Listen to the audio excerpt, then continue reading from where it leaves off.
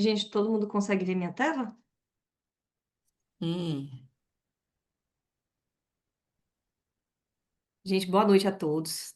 É com muito prazer estar aqui e queria agradecer esse espaço. Falar sobre radioterapia de forma clara, acessível, é sempre uma oportunidade bem valiosa. Eu fico muito feliz de estar dividindo esses momentos aqui com vocês.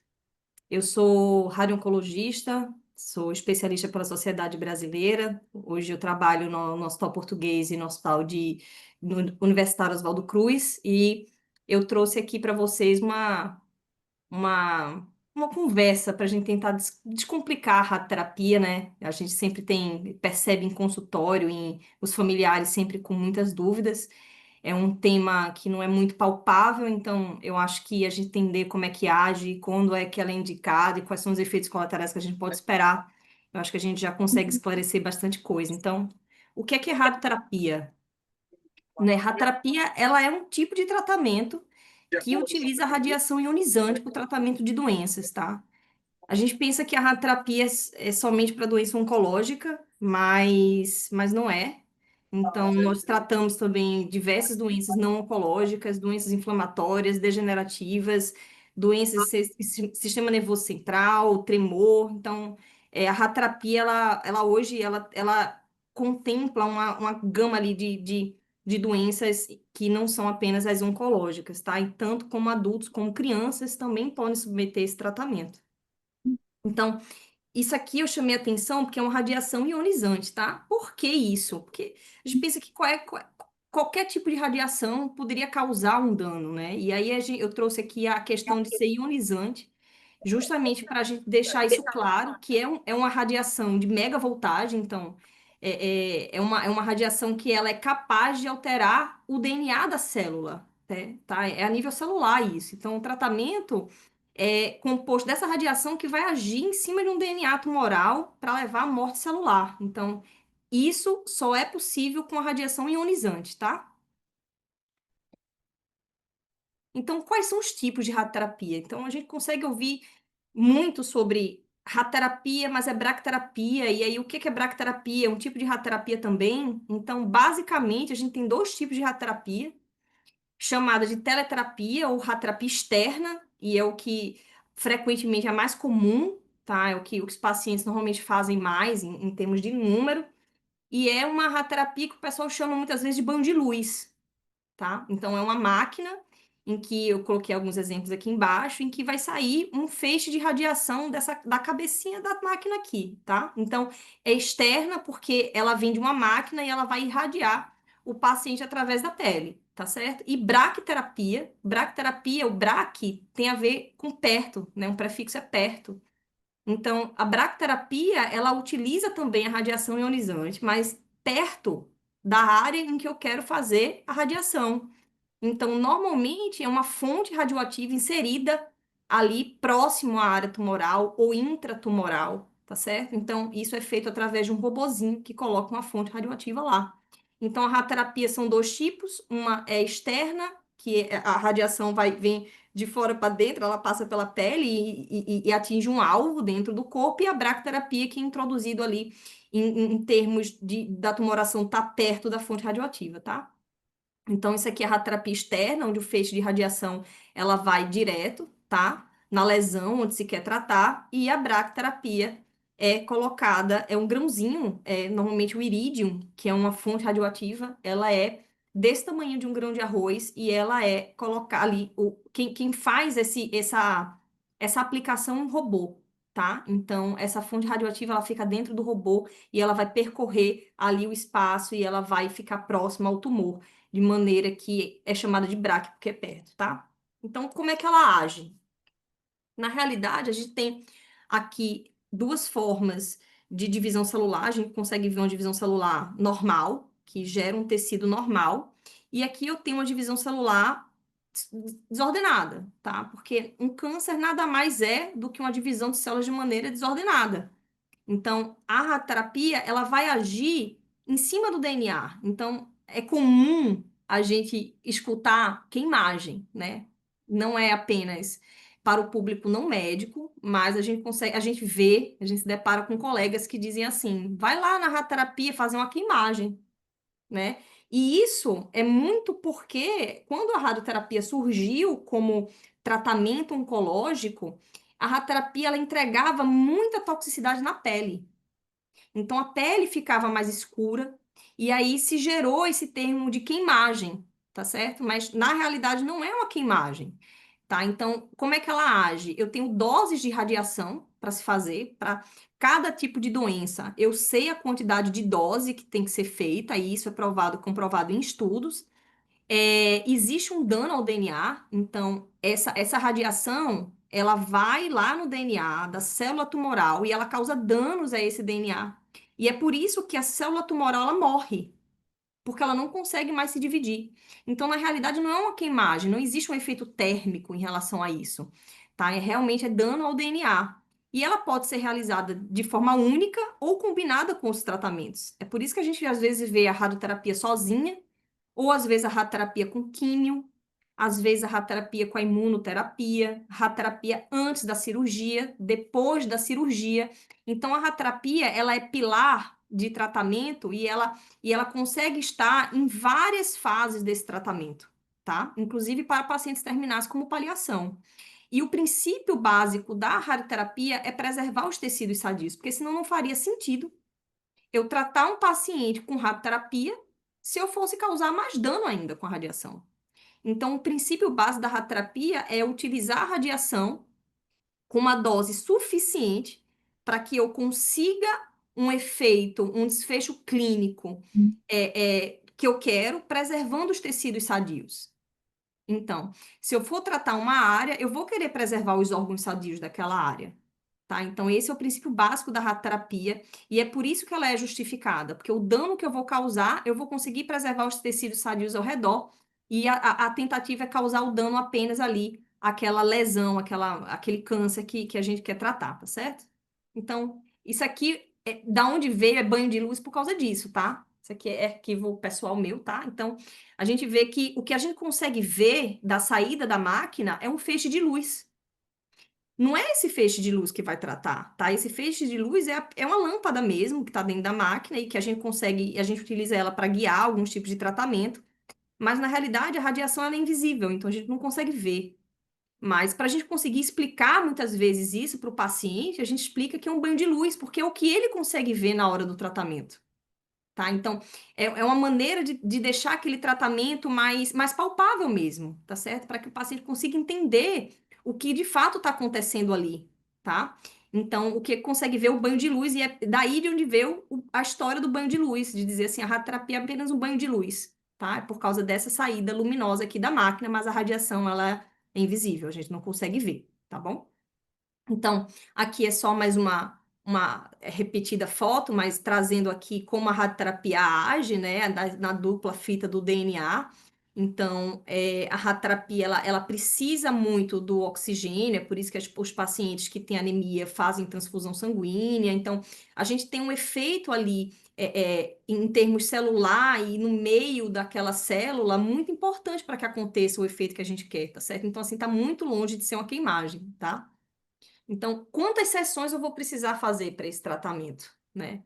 Eu acho que é uma dúvida, eu acho que o paciente, eu acho que a primeira pergunta que o paciente tem na cabeça quando ele entra no consultório, que ele ouve falar de radioterapia, é quantas sessões ele vai fazer de tratamento, né? Então, quanto mais sessões indica mais gravidade da doença, às vezes a gente escuta isso do paciente, né? Mas, doutora, eu vou fazer 25, a minha amiga fez 15. Eu tô mais grave que ela, tá? E não existe essa relação, tá certo? Então, vai depender do tipo de doença, do estágio tumoral da doença, né? A localização da doença, condições clínicas, necessidade de cada paciente, cada protocolo que vai ser utilizado. Então, o raciocínio não é apenas quanto mais grave, isso não existe, tá certo? Então, tudo isso é protocolo, são estudos que comprovam que aquela dose é suficiente para tratar aquela doença para aquele paciente. Então, é tudo muito individualizado, tá? Então, não existe essa relação. E radiocirurgia. Radiocirurgia é um tema novo, né? há muito tempo a gente não discutia isso e os pacientes às vezes se espantam com o nome, achando que é algo invasivo, né, por causa do nome cirurgia. Mas radiocirurgia é um tipo de radioterapia, mas é realizada com uma dose muito mais alta, com intuito muito específico. Então, é um tratamento moderno, que não é invasivo, que exige alta dose em poucas sessões, em que eu preciso de uma máquina que tenha tecnologia suficiente para fazer e uma equipe bem treinada para isso também. Então, radiocirurgia hoje já tem um espaço importante no tratamento dos pacientes, né? Pacientes metastáticos, hoje eu tenho radiocirurgia para próstata. Então, eu tenho as indicações hoje muito claras, com benefício comprovado e que os pacientes têm muita dúvida. Eles não sabem, muitas vezes, distinguir o que é radiocirurgia e radioterapia, então isso às vezes fica uma interrogaçãozinha na cabeça que a gente tem que esclarecer. E as etapas do tratamento, né? Eu acho que é super importante o paciente que chega no consultório e às vezes a própria equipe de médicos, de enfermeiros que fazem parte do tratamento saber, né? Como é que se dá da consulta até chegar ao tratamento. Então, hoje, como é que funciona, né? Nós temos uma consulta médica, então existe uma definição e programação do tratamento, ou seja, esse paciente, se ele recebeu indicação de fazer radioterapia, eu vou precisar programar o tratamento dele. Então, normalmente se pede uma tomografia de planejamento, né? E às vezes o paciente diz assim: ah, doutora, mas eu acabei de fazer uma tomografia, não, será que eu não posso usar a mesma tomografia? Né? Tá nova a minha tomografia, mas não é isso. A tomografia de planejamento é como se fosse um mapeamento. A máquina, ela é cega e ela só vai conseguir enxergar o que você quer tratar baseado nessa tomografia. Eu falo para os meus pacientes que é como se fosse um GPS dentro deles. Com essa tomografia, a gente consegue desenhar tudo o que eu quero tratar, tudo o que eu quero proteger, e a máquina, ela consegue, dependendo da tecnologia que ela tem, ter a precisão milimétrica da onde vai tratar. Então, essa tomografia de planejamento não tem laudo, são as imagens em que eu vou utilizar para fazer o tratamento para a máquina enxergar o que eu quero tratar. E aí vem o planejamento médico e físico. Então, existe uma equipe ao redor ali que muitas vezes o paciente não vê, mas existe um físico, que é chamado de físico médico. Esse paciente, esse profissional, ele vai fazer a distribuição da radiação num programa de computador. É um software em que ele vai conseguir estimar a dose que está chegando nos lugares que eu quero tratar e nos lugares que eu quero proteger. Então, existe um profissional que vai fazer esse planejamento da radiação, em que o médico vai aprovar depois, e esse paciente ele vem para o primeiro dia de tratamento, que é quando a gente vai checar exatamente o local de tratamento, a dose de tratamento. E esse paciente ele vai receber a aplicação baseado em protocolos, né? E ele vai seguir com revisões. Então, durante o tratamento, esse paciente ele deve ser visto pelo menos uma vez por semana ao longo do tratamento. E após o tratamento, o segmento também é importante para a gente falar também ali dos efeitos colaterais. Então, quais são os efeitos colaterais que eu posso esperar de um tratamento com radioterapia, né? Existem os efeitos agudos, que são aqueles efeitos que de literatura são até 90 dias, e os efeitos tardios, que são após esses 90 dias. Então, durante o tratamento, os efeitos colaterais vão ser agudos, tá? Então, existem sintomas gerais, em que são os sintomas mais comuns, né, que são descritos pelos pacientes, que são perda de apetite, às vezes dificuldade para deglutir algum tipo de alimento, dependendo da área que está sendo realizado o tratamento, um cansaço, às vezes dá um sono excessivo, às vezes aquela sensação de que você passou o dia na praia, chega à noite, você só quer dormir. E reação na pele, que é de onde veio aquela história lá da queimagem, tá? A reação de pele existe, dependendo da dose, da região que você vai tratar, a intensidade desse efeito vai ser maior ou menor, tá? Então, a área irradiada e a técnica de tratamento falam muito sobre os efeitos colaterais, tá? Hoje nós temos máquinas mais modernas, um parque de equipamentos e softwares que tentam minimizar ao máximo esses efeitos colaterais. E isso é bem importante porque esses pacientes cada vez mais estão sofrendo menos com esses efeitos colaterais durante o tratamento, tá? Então, aqui eu trouxe um exemplo, porque às vezes o paciente diz assim, o paciente às vezes está tratando a perna e diz assim, nossa, doutora, mas assim, eu tô com, minha garganta começou a doer. mas com certeza não é da radioterapia. Então, o efeito colateral da radioterapia, ele está associado à área de radiação. Então, por exemplo, o paciente que irradia a área da cabeça e pescoço, ele vai ter sintomas associados a essas regiões. Por exemplo, dor de cabeça, a região da pele do pescoço pode ser que fique mais escurecida, talvez a saliva fique mais grossa, tá? Então, os efeitos colaterais da radiação é onde a radiação está sendo aplicada. Eu não tenho efeitos locais em outras regiões que não estão recebendo radiação. Mesma coisa para mama, tá? Mesma coisa para pelve. Então, paciente de mama vai ter diarreia, mas paciente que trata pelve pode ter diarreia. Então, é importante esclarecer isso para o paciente não associar tudo que ele está sentindo naquele momento ao tratamento, tá? Isso é uma forma dele ficar mais tranquilo. Às vezes o paciente está irradiando ali região de perna e tem sintomas de sistema nervoso central. Então, assim, é sempre bom deixar isso bem claro para eles, tá? Então, aqui uma paciente que trata mama, tá? Então, a gente pode ver que a pele fica um pouco mais avermelhada, existe um tipo ali de reação na pele. A sensibilidade à radiação é muito individual. Hoje eu não tenho nada que me diga antes de fazer o tratamento se esse paciente ele é mais sensível ou menos sensível à radiação. Então, eu tenho pacientes que tratam e que não sentem absolutamente nada na pele, e eu tenho pacientes que tratam 10 sessões e têm reação na pele. Então, essa sensibilidade à radiação também é muito individual, tá certo? A gente pode falar do que pode acontecer com esses pacientes para eles, a gente pode conversar, mas isso vai ser muito individual e é por isso que a gente tem que ver esses pacientes ao longo do tratamento para a gente tentar frear qualquer tipo de efeito colateral que queira aparecer, tá? Isso aqui é uma região que foi tratada, uma região posterior de perna, tá certo? Você pode ver que houve uma área de bastante hipercromia, né? Tem uma área bastante escura. Foi um tratamento realizado com uma tecnologia que é um pouco mais superficial, então são os efeitos colaterais diferentes. Eu não encontro isso num tratamento para mama, mas eu encontrei isso para um tratamento de sarcoma. Então a dose aqui é maior, tá certo? É uma região um pouco mais superficial, com uma tecnologia um pouco inferior do que foi tratada a mama.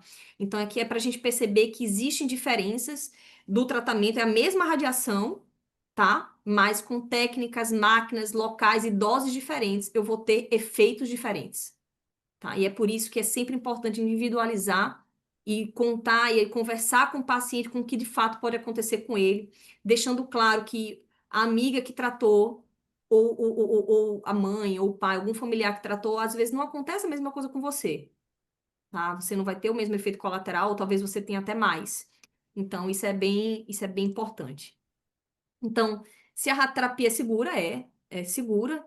Hoje nós temos tratamentos muito modernos, com uma tecnologia bastante avançada, equipe treinada, tá? É uma medicina baseada em evidências, assim, nada é tirado da cabeça, ninguém faz dose porque acha que é melhor ou pior, tudo isso é sempre baseado em protocolo. E de conclusão, a radioterapia é uma aliada fundamental no tratamento oncológico. Eu acho que hoje, talvez 90% dos pacientes tratados com radioterapia são tratamentos oncológicos.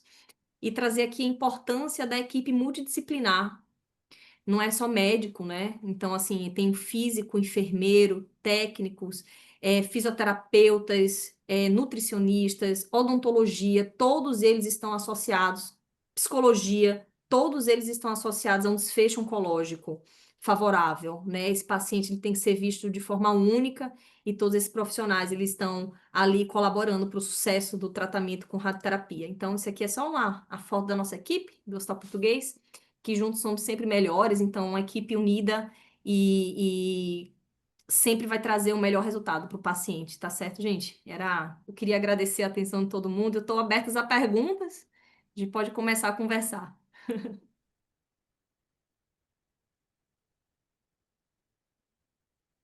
Eu vou só parar de compartilhar a tela.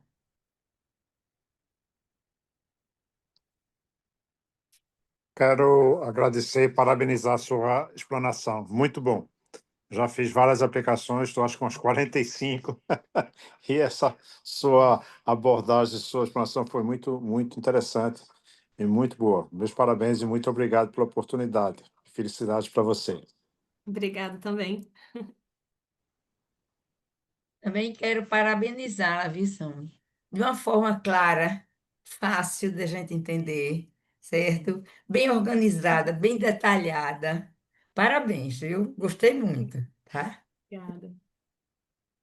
Boa noite, eu sou Norma. Fiz as aplicações de rádio lá no Hospital Português. Doutor Ernesto é meu médico, viu? É, eu ficava sempre assim dizendo, aquela máquina vinha, eu só pensava, eu adoro Star Wars. Eu estava no filme do Star Wars, tá? Não sei se alguém já falou isso. Eu ficava o tempo todo fazendo eh, essa relação para ficar ali. Você sabe que a gente sempre vai num contexto diferente, né? E aí a gente fica coisa. Eu tenho uma dúvida que toda vez que eu digo, eu vou para o doutor Ernesto, eu vou perguntar. E eu fico conversando com ele e termino esquecendo. Eu digo, desta vez eu vou perguntar. Qual é o tipo de radiação que a gente toma? Estou lhe perguntando isso porque eu sou professora lá da Universidade Federal, Departamento de Antibióticos, e lá nós temos uma máquina antiga, muito antiga, hoje já coisa, e a radiação que executavam lá era de cobalto. Era muito antiga, década de Sim. 40, final da década de 40, 50 e 60, que eles trabalhavam muito com câncer lá no departamento, se trabalhava cobalto. Qual é hoje a tecnologia que é utilizada para a gente? É, existe uma diferença entre radioatividade, né? Radiação e a radioatividade em si. Então, a radioatividade é o cobalto. A radiação que sai de uma máquina de cobalto, que a gente chama ali de fótons, que é a radiação gama, é a mesma que sai da máquina do português, por exemplo. Mas, mas uma tem o elemento radioativo, que é o cobalto. Então, ali naquela máquina de cobalto que a senhora deve ter visto, tem uma pastilha dentro do cabeçote, que é uma pastilha de cobalto. E ela existe um decaimento natural, né? Porque ele é um elemento radioativo que tem um decaimento, e nesse decaimento ele existe ali a radiação sendo emitida.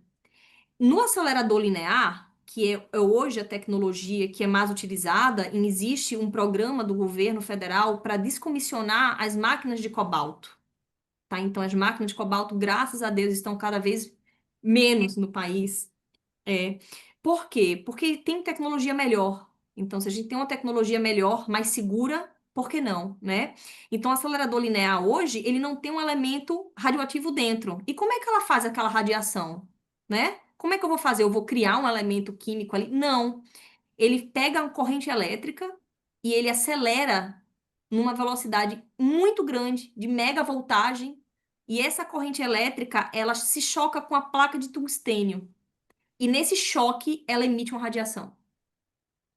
Então, é essa a diferença. Uma eu tenho um elemento químico, eu tenho um elemento radioativo, que é o cobalto, que ela fica lá irradiando, e a outra eu tenho uma energia elétrica, uma corrente elétrica sendo acelerada de mega voltagem, se chocando com a placa e emitindo radiação. É isso a diferença. A nossa já não tem mais nada, tá? Não. Só tem o equipamento continua lá no departamento. Radiação, mais nenhuma. A gente regularmente, o pessoal lá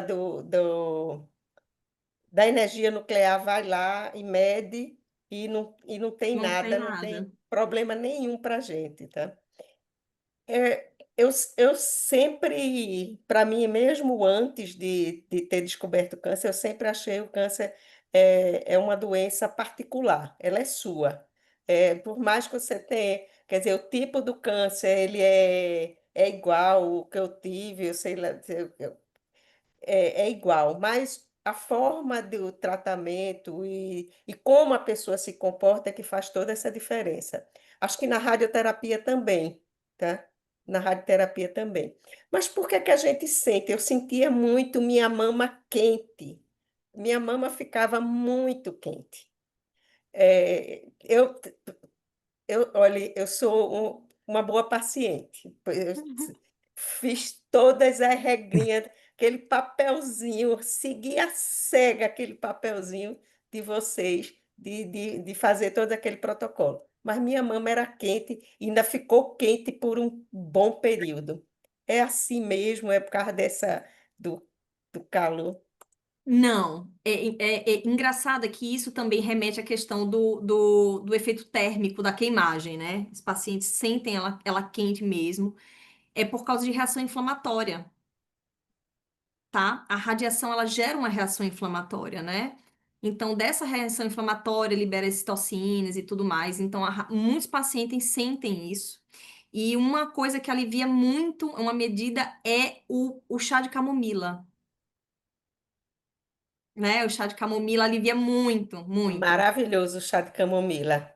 Eu ficava o tempo inteiro com chá de camomila. É, O pessoal aqui em casa já não aguentava mais. Não toca no meu chá de camomila. Meu chá de camomila é para mim. Era o chá de camomila. Olha, parabéns, Ju, pelas suas explicações. Foram, assim, tiraram muitas dúvidas que eu tinha. E assim, quando eu chego para conversar com o doutor Ernesto, eu converso tanta coisa que esses detalhes do que você falou eu esqueço. Muito obrigada. imagina. Obrigada, eu. Boa noite, eu sou Regiane. Quero agradecer a sua apresentação, que foi muito esclarecedora, muito didática. Aí eu perguntaria uma coisa: eu já fiz rádio e dizem que os íons ficam sempre atuando, ele não para. Existe um tempo ou é verdade, a hora toda permanece atuando? Aí eu gostaria de saber. É muito comum, ao final da radioterapia, sempre o radioterapeuta orientar o paciente a fazer os exames de reestadiamento, né? São aqueles exames que daquela região que foi tratada depois de um tempo, esperando resposta do tratamento.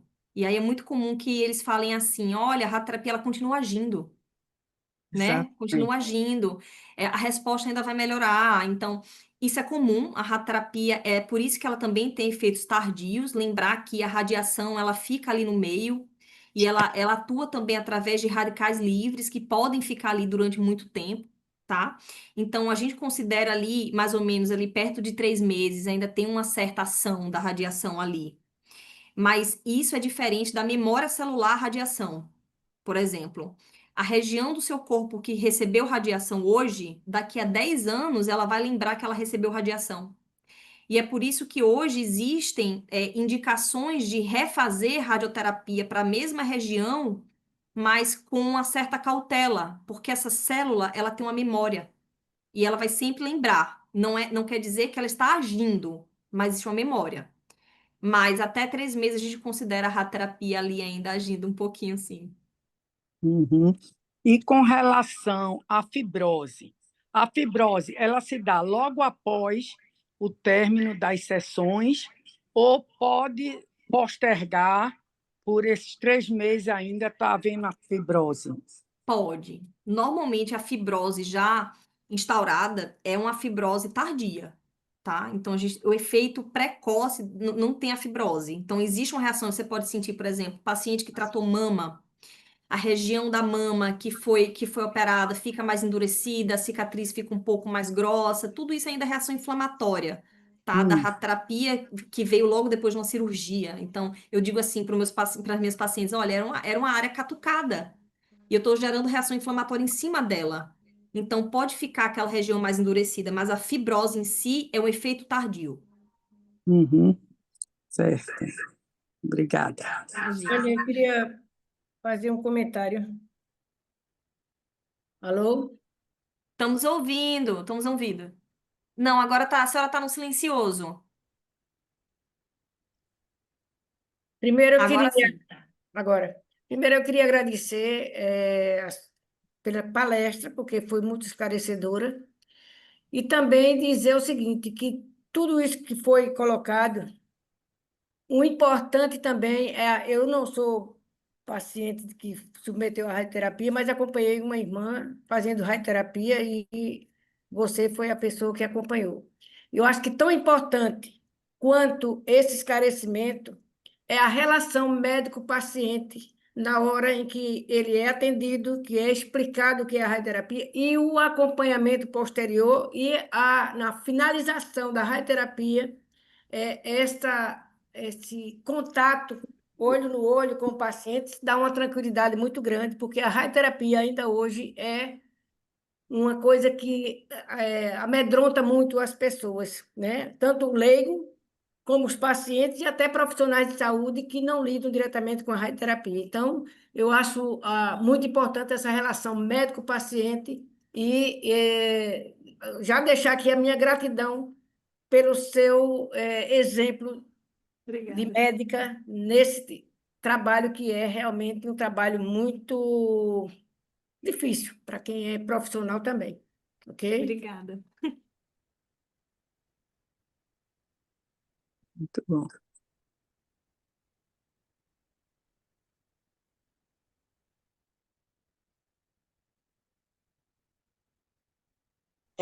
Eu tenho uma pergunta, pode perguntar. Já pode perguntar? Pode, Rita, estamos ouvindo você. É, eu amei a explanação. Eu trato câncer de mama, mas não fiz radioterapia porque é metastático. Estou bem. E, assim, foi incrível porque a senhora falou de 2 tipos de radioterapia. Eu não tinha a mínima ideia como funcionava. E aí também a senhora falou que trabalha no Oswaldo Cruz, que é o hospital onde eu me trato, e no português. Existe uma diferença de protocolo entre o público e o privado? Não, Rita, o protocolo clínico são os protocolos baseados nos guidelines, nos estudos científicos, é um só. O que pode mudar é o que você tem disponível para oferecer em termos de tecnologia, até onde você pode chegar para tratar aquele paciente sem que você cause um efeito ruim com ele, sabe? Então, isso pode ser diferente, mas as indicações e tudo mais, não, tá? Não difere, não. Entendi, obrigada. Imagina. Queria falar uma coisa. Estamos Alô? ouvindo. Estamos ouvindo. Está ouvindo? Eu quero Estamos. aqui, de público, aqui junto com o grupo que a gente atua, né, há muito tempo, agradecer a confiança que passou de doutora Somi para mim, eu que fui tratada por ela no português. Muito obrigada e gratidão, viu? Um Obrigada cheiro no pelo seu carinho. coração. Um beijo. Tá.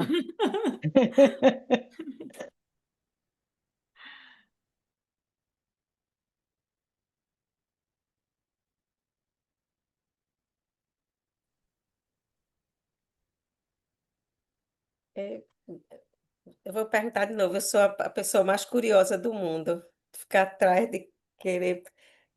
Você estava falando, aquele outro tipo de radioterapia não é, ou melhor, qual é o tipo mais indicado para o câncer de mama? Eu vou falar do meu, de se fazer qual o tipo de tratamento radioterápico. E como é que você fala aquela cirurgia, radiocirurgia, se é feito para o câncer de mama? Certo. O câncer de mama, o tratamento do câncer de mama, de maneira geral, é um tratamento cirúrgico, né? A radioterapia, ela se encontra num lugar de adjuvância, ou seja, ela vem depois da cirurgia, muito mais para fazer um controle local. Eu digo para minhas pacientes que é como se a gente fosse esterilizar ali a região, para que não tenha sobrado mais nada. A radioterapia externa é a mais indicada, hoje talvez é a mais disponível no mundo. Existem indicações de fazer radioterapia intraoperatória, em que no próprio bloco cirúrgico, para alguns casos muito específicos, existe uma máquina de radioterapia lá dentro da sala, em que é acoplada lá naquela região onde foi tirado o tumor, e a radioterapia é feita ali mesmo. Mas são casos muito particulares, tá? São pouquíssimos lugares no Brasil que tem essa máquina, tá? Então, hoje a gente sabe que é a radioterapia externa, que é aquela da máquina mesmo, que gira ali ao redor e faz como se fosse aquele banho de luz, tá? A radiocirurgia para o câncer de mama, ele estaria indicado para pacientes que não têm indicação de ressecar aquele nódulo. Às vezes, por exemplo, é uma paciente que descobriu uma lesão óssea, tá? Tem uma doença metastática, mas aquele nódulo está incomodando. Eu posso fazer uma radiocirurgia. Já tratei 2 pacientes assim, e o nódulo ele fica controlado, diminui e não volta a crescer, tá? Isso pode acontecer. Mas são casos bem particulares e a gente consegue ver muito mais isso no contexto paliativo, de controle de sintoma, porque o tratamento é cirúrgico, tá? Entendi. Muito obrigada, viu? Muito obrigada. Imagina.